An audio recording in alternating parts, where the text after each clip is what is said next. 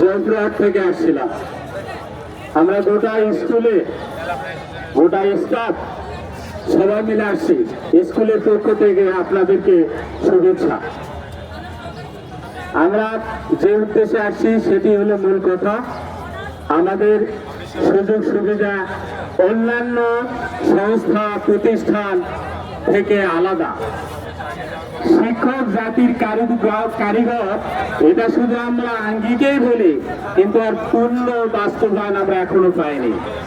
এই বাস্তবায়নের কিঞ্চিত একটু আবেদন নিয়ে আসছি, সেটি হলো গাড়ি ভাড়া বাবদ 20% আমাদের প্রাণের দাবি, মনের দাবি, শিক্ষার দাবি, শিক্ষার্থীর দাবি এবং সরকার বাহাদুরের এটা দাবি।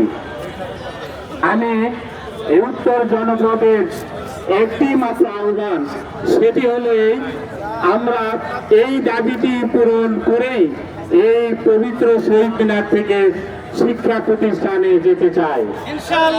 সবার সুস্বাস্থ্য দীর্ঘায়ু মঙ্গল কামনা করে আমাদের সরকার বাহাদুরা আমাদের এই আশা পূরণ করবেন, এই আশাবাদ ব্যক্ত করে সবার সুস্বাস্থ্য মঙ্গল কামনা করে আমি আমার কথা শেষ করছি। আল্লাহ হাফেজ। বাংলাদেশ জিন্দাবাদ। 20% বাড়ি ভাড়া পাই, এই আশাবাদ। সবাইকে ধন্যবাদ। আসসালামু আলাইকুম। জনাব সাইফুল ইসলাম সাতক্ষীরা। সাইফুল ইসলাম স্যার আছেন সাতক্ষীরা।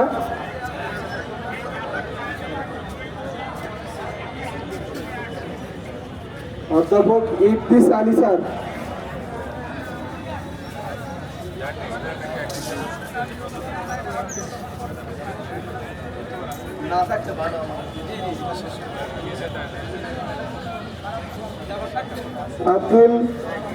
আব্দুল আলিম স্যার।